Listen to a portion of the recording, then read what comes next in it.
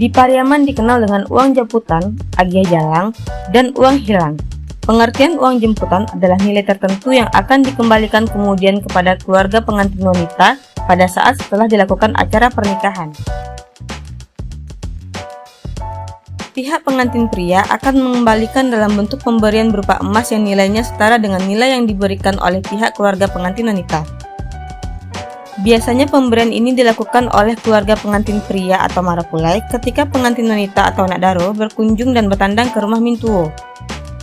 Bahkan pemberian itu melebihi nilai yang diterima oleh pihak marapulai sebelumnya karena ini menyangkut gengsi keluarga marapulai itu sendiri.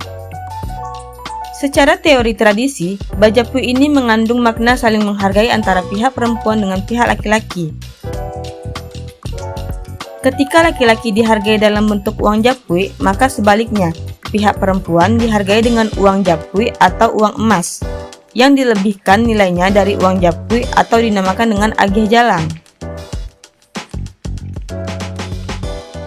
Kabarnya, dahulu kala pihak laki-laki akan merasa malu kepada pihak perempuan jika nilai agiah jalangnya lebih rendah daripada nilai uang japui yang telah mereka terima. Tapi sekarang yang terjadi malah sebaliknya. Bahkan dalam perkembangannya, muncul pula istilah yang disebut dengan uang hilang. Uang hilang ini merupakan pemberian dalam bentuk uang atau barang oleh pihak perempuan kepada pihak laki-laki, yang sepenuhnya milik laki-laki yang tidak dapat dikembalikan. Bajapui itu untuk menghargai keluarga pihak laki-laki yang telah melahirkan dan membesarkannya. Sehingga ketika anak atau keponakan mereka menikah dan meninggalkan rumah, mereka tidak merasa kehilangan. Pasalnya, biasanya seorang anak laki-laki adalah tumpuan harapan dari keluarganya, sementara ketika mereka menikah menjadi tumpuan harapan keluarga perempuan.